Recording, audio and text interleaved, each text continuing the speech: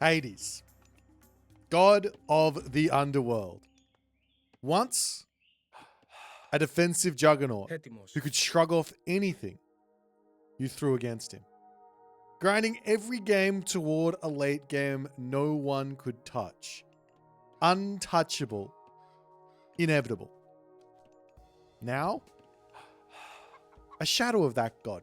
Flimsy defense. A slow, plodding armor. Units that get run over by the power creep of every DLC civ that's dropped since. Jump into any stream right now, and you might just hear the same thing on repeat. The Greeks are weak. Hades is unplayable. And the devs have left Greek players out to dry. But here's the question nobody's actually answering. Is Hades really that bad? Or is he misunderstood? Played wrong this whole time, with his real power hiding somewhere everyone's been ignoring. What's going on, everyone? My name's Boit, and by the end of this video, I reckon you guys might just have a little bit of something for little old Hades to enjoy. How y'all going? I was enjoying the toggle unit follow camera thing here. This is a game that I played against Matri yesterday. I actually played a lot of Greek today and had a ridiculous amount of success on the ladder. And I really wanted to sit down and put out a video. I haven't been able to put out videos very much recently. I haven't had a lot of time to really play. Been doing a lot of casting with the Gameathon. For those of you who are wondering what's going on with Gameathon, we're in our final week. It's the last chance, Road to Athens. So make sure you tune in. Got a whole bunch of games coming. But today I wanted to talk about the Greeks. We haven't been seeing a whole lot of Greeks in the tournament. I think that the players are completely missing the whole thing with what happened to the Greeks recently. So recently, or I say recently, in the last patch that happened, the Greeks got this crazy buff. And I was saying it was crazy. I've been saying it since the launch of this patch. I was like, wow, that's an insane buff, right? And that is inside of the favor generation, right? And it's inside of building myth units, and it's inside of playing for a myth unit orientated game plan.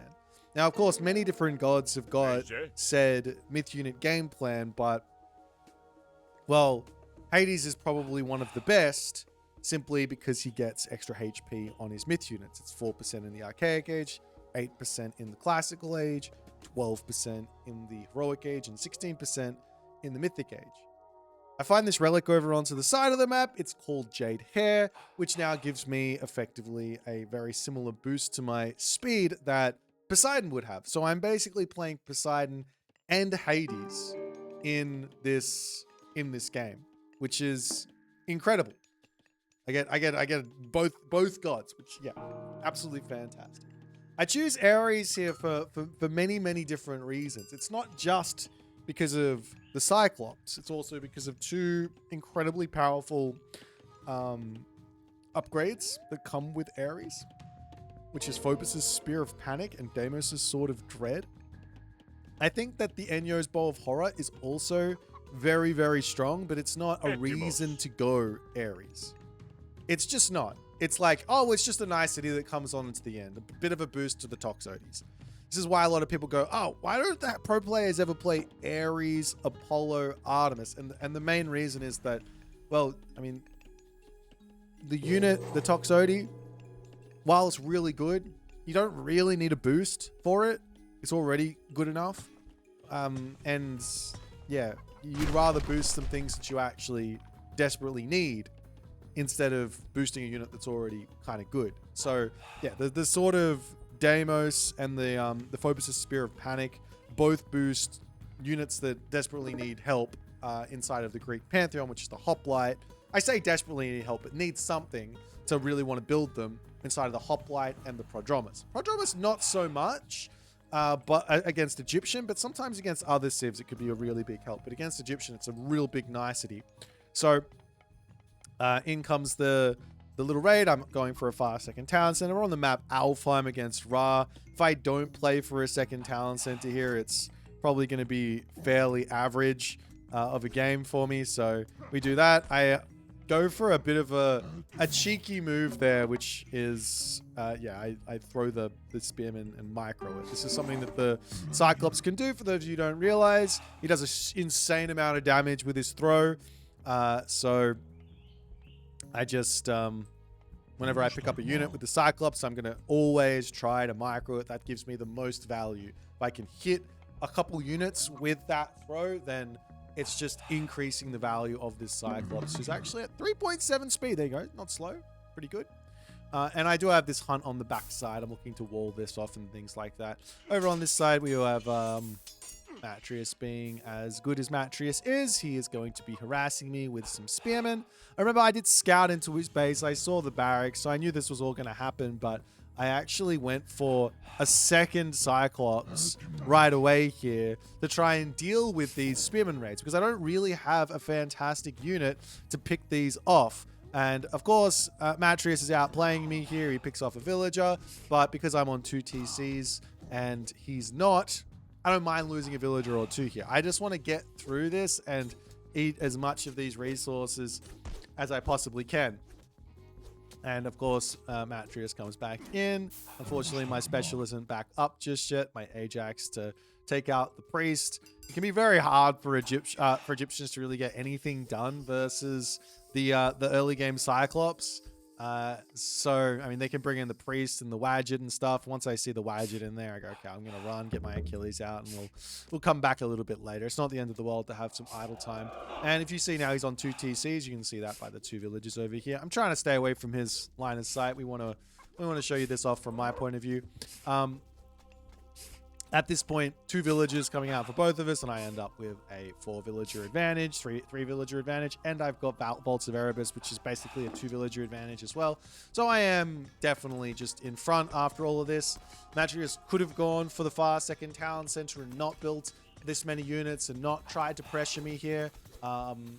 So if he did that, then I would have been fine to be on this hunt, which is why I moved out here. But because he built so many units, I go, okay, well, that definitely didn't go for the quickest of second talent centers, so I can take a little bit of an L on walking time, and it's fine, right? So at this point now, I'm just considering what my game plan is going to be.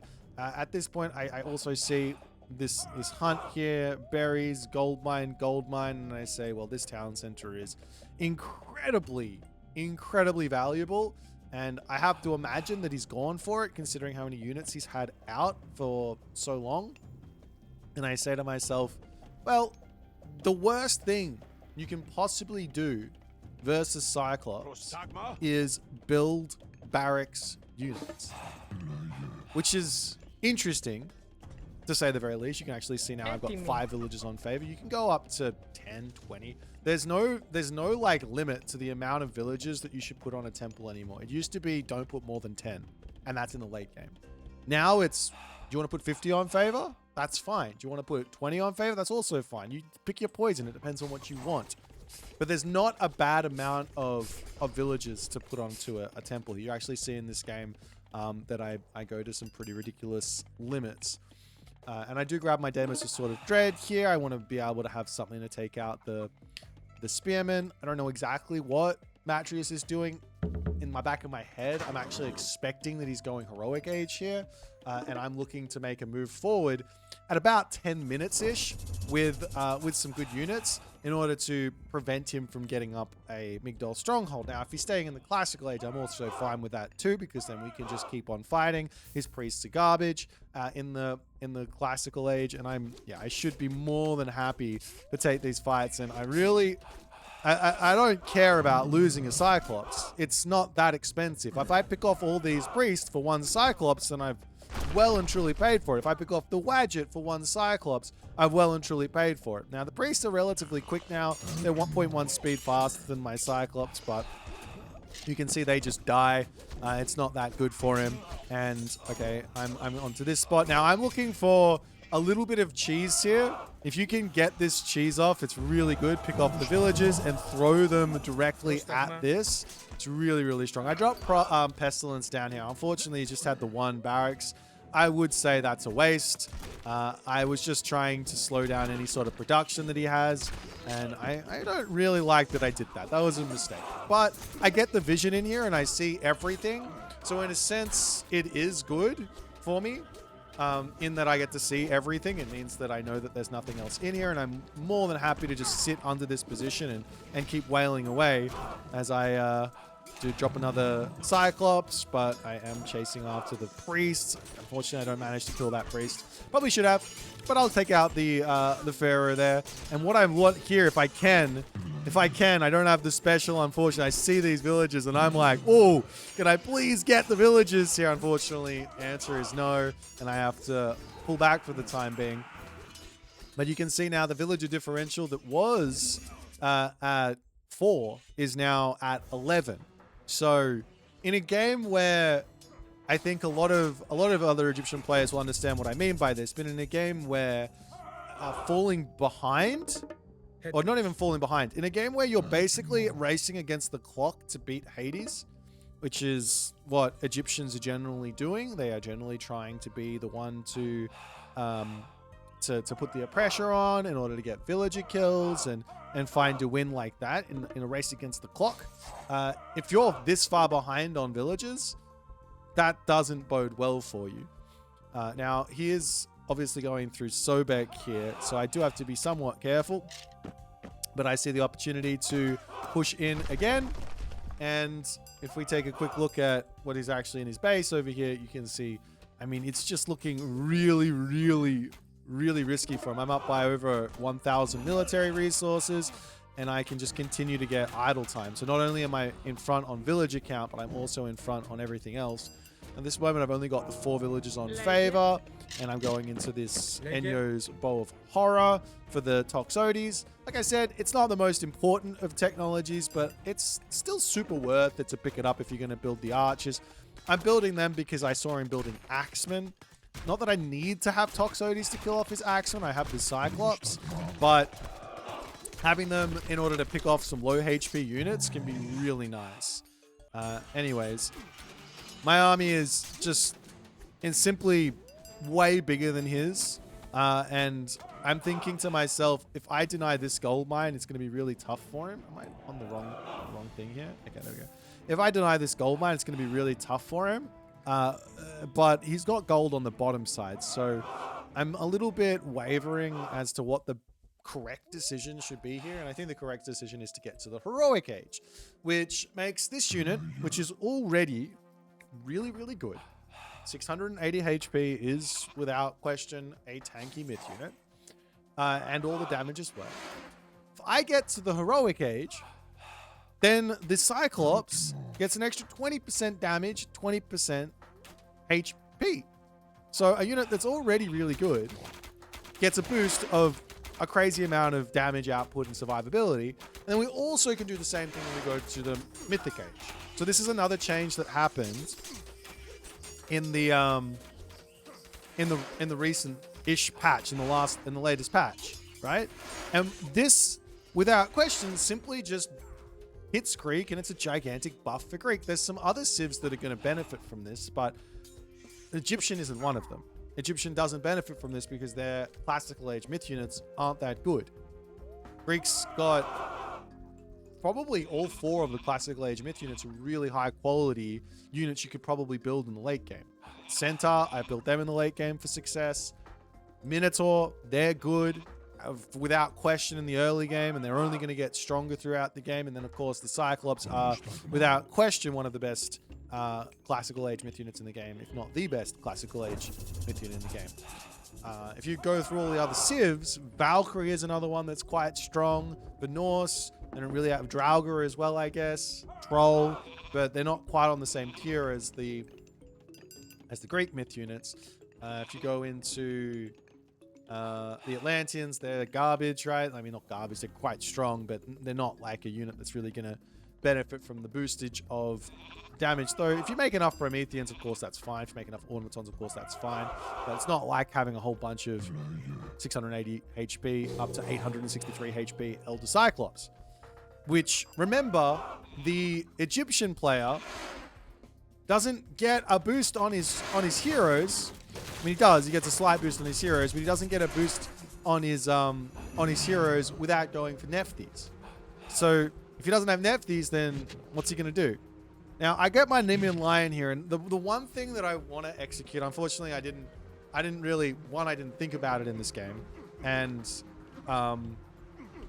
two, I've been just theory crafting it. I haven't been able to think what the best way to execute this combo is. But if you can get the Nemean Lion stun and a Cyclops to link up, oh my god, that could be brutal. Anyways, we got the goats over here, and you can actually see right now, I've sort of screwed up. I was meant to get golden apples, but I've got myself 18 villagers on favor. At full population, 81 villagers total. I say it's time for 18 villagers on favor. I drop the Pestilence down, which hits the Migdol Stronghold and allows me in onto this position. He's dropping another monument over here. Probably a mistake from him, to be honest. Probably something he didn't need to do. Could have dropped it in the main base. But he says, I don't have any answer for these myth units. He's making Patsukos, which are obviously doing fantastic. Look at the damage. They're doing fantastic versus my human units. And a lot of people will go, wow, those Patsukos are really, really strong. But he's actually building them to try and take out my Cyclops because he doesn't have another option. Building priests just don't cut it, right? Anyways, we can just sort of walk through the base, break down his buildings, and in 60 seconds, I'll have another Pestilence if I need to. I can keep making Cyclops. In fact, I probably should have 2 temples here. I probably should have 2 temples for more Cyclops. Now, he's going to have himself Osiris, which, you know, you go, that's scary. Son of Osiris kills off your Cyclops, right? And to which I say, it does, but... Oh my god, the Cyclops, if I can hit the villagers, it's so brutal. Of course, the Son of Osiris is fantastic. But it's one unit, and you can only have one of them. And I'm still insanely far in front on all of this. As we charge up onto the Patsukos, fortunately I lose my Cyclops there, but like I said, I just don't care. Like, I can build so many of them. A lot of players go, oh, I better not build myth units because I'm going to lose them, right? They're going to die. To which I say, yeah, they should die. They're supposed to die. That's part of the role. Like, if your myth unit just stays alive for the entirety of the game, it's probably broken. Right? But if it dies and it gets value for itself, remember this is a 150 food, 18 favor. If it gets value, which my Cyclops have been getting value, does it matter if they die? No, just rebuild them. Look at the favor income. I have 70 favor per minute right now. 70! And I see I'm in full population. I go, Son of Osiris, this is like it's a fantastic unit, don't get me wrong. I lost a game today where I couldn't get through the Son of Osiris. But it wasn't necessarily because of the Son of Osiris, it was how far behind I was. But doesn't matter. The Son of Osiris is not going to help you beat a whole bunch of Cyclops. Not at 863 HP. Like, look at it. It does 3x. It's doing 150 divine per attack. So how many attacks do you think the Cyclops could take? It's quite a few. And I can almost ignore it while I just tear down the town center. So, yeah. The Hades defensive game plan, the AFK Hades defensive game plan that was incredibly powerful for many, many, many years. I don't think that it's the best way to play Hades anymore. And I think there's going to be times where it will be the best way to play Hades. The best time, like certain matchups, certain maps where it will be the best way to play Hades. But there's going to be a ton of opportunity to play for Minotaur, to play for Cyclops, and to play for a much more aggressive Hades and setting the tone, catching your opponent out inside of power greed moments, and just enjoying. So yeah, enjoy putting more villages on favor for the Greeks. I think this is something that's. I mean, I tried to be saying it for a while. I was kind of hoping I would see some other top players figuring this stuff out, but and doing it in the tournament, but I'm yet to really. I mean, I saw Matris kind of doing it, so he's kind of on it as well with his own Greek. But yeah, I've been saying Greek's quite good for this patch, and I would love to see the other top players starting to understand this, but they don't trust me with anything anymore because I've been right on too many things. So just making jokes.